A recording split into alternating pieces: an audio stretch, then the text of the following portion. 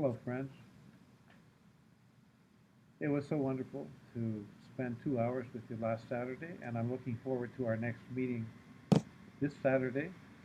And we have quite a wonderful group, cosmopolitan, talented, mature, spiritual even, and definitely diverse.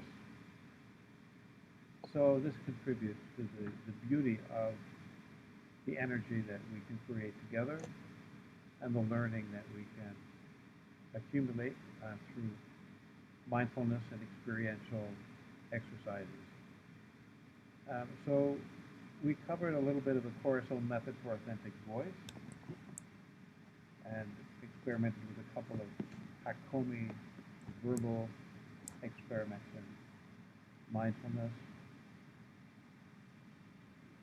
And we got to know each other a little bit in the breakout groups. So this coming week, we will have a look at breathing and meditation through something that I've developed called the Three Fires Meditation,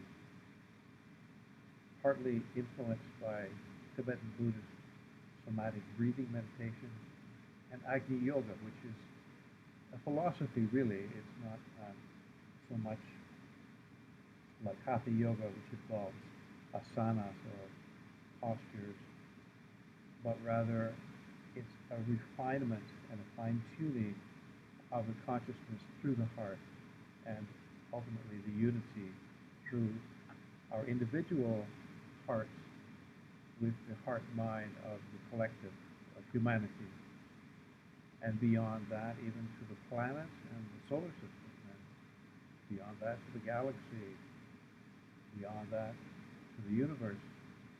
So it begins with our heart center, which is the sun in our personal solar system. And the understanding that we can acquire through our heart is a little different than the understanding from the noggin. And the faculties of the mind are impressive indeed, and the mental plane probably is the most distinctive attribute or characteristic attribute of the human kingdom, the fourth kingdom in nature. However, as Saint Exupéry said in The Little Prince, there are things that the heart can perceive that the mind will never understand. So there's a different way of seeing and hearing and feeling and smelling and tasting, and the common sense as well. So a big part of the Korason method is working with the heart chakra as a kind of a gravitational center, and also in the way that Hakomi can bring about a kind of a nourishment and peace within oneself, and then of course into our relationships. It also involves the heart and really being able to welcome the sensibilities of the heart into the Hakomi session between therapist and client. So we're going to look a little bit at Chiron also. And Chiron is an astronomical, mythological, and astrological, as well as psychological entity, event, fairly recent discovery in our solar system.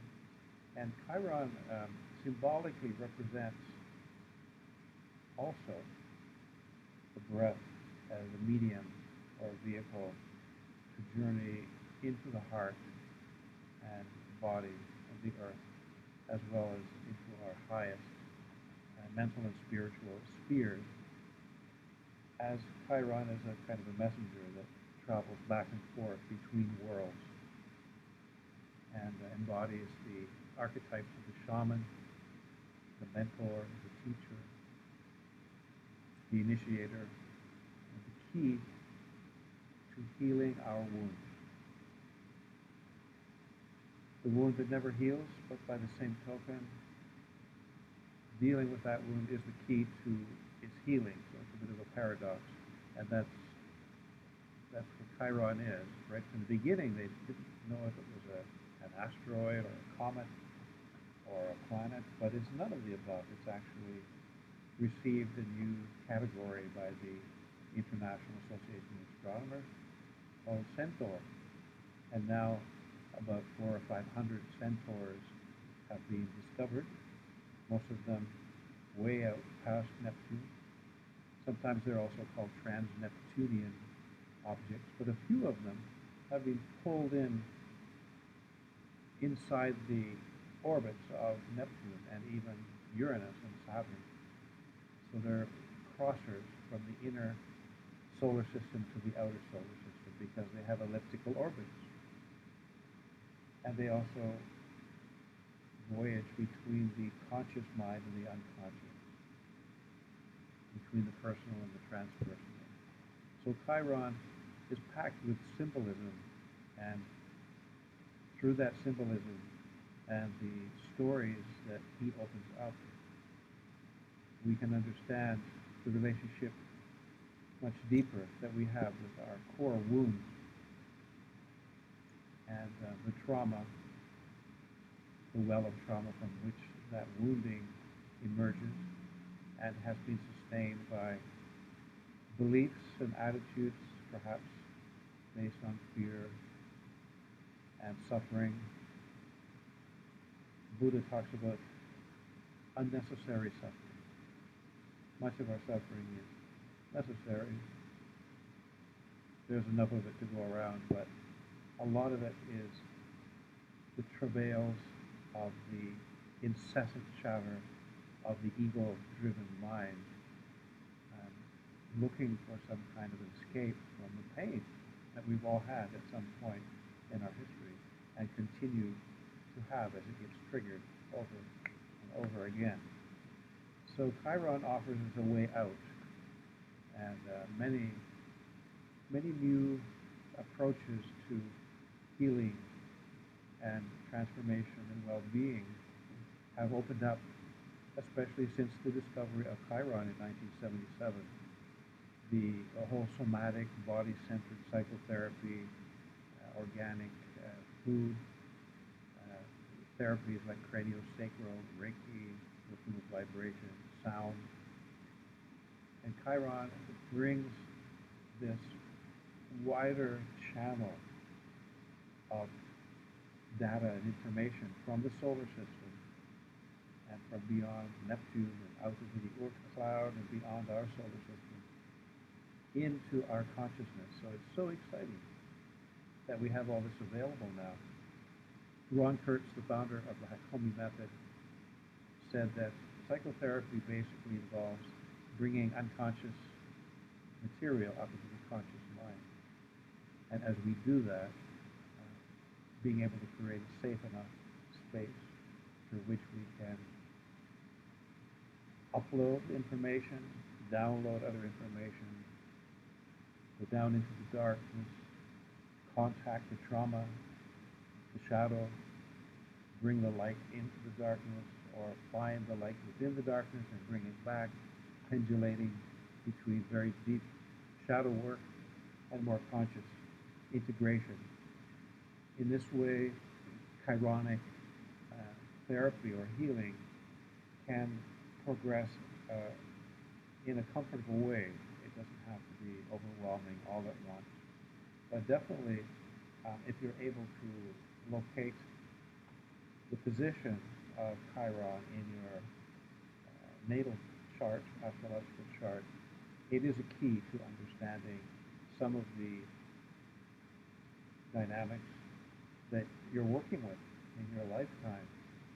Both the gifts that you have, extraordinary talents and gifts, which can contribute to your ease and success in your journey, as well as the challenges and the blocks and resistances that will appear over and over again until we start to heal and clear them up. And then the sailing becomes easier. So the good news is that despite the trauma that we all have, mostly untreated, and the pain that it has occasioned over and over again, there is a way to be relaxed and happy, somewhat. And when we're relaxed and happy, we can actually be more open. That state of being is more conducive to further spiritual opening. Even though we perhaps grow most from pain and trials and tests and tribulations. It's like the grain of sand in the oyster that produces the pearl. Yet, when we are relaxed and happy, we can really make hay while the sun shines, so to speak. And with a calmer, clearer heart and mind, we can take in more perception, process more information, and make better decisions, have more authentic dialogues and relationships, and help to heal trauma in others as well. We become instruments for healing and well-being wherever we go. So you will be receiving a blog very soon, one or two more perhaps this week before Saturday, and we may have one or two new people who were not able to join us last week with us, and it's going to be great. So I hope you're practicing a little bit some of those ideas, or maybe the little Korason method articulation. And a bientôt. Bye.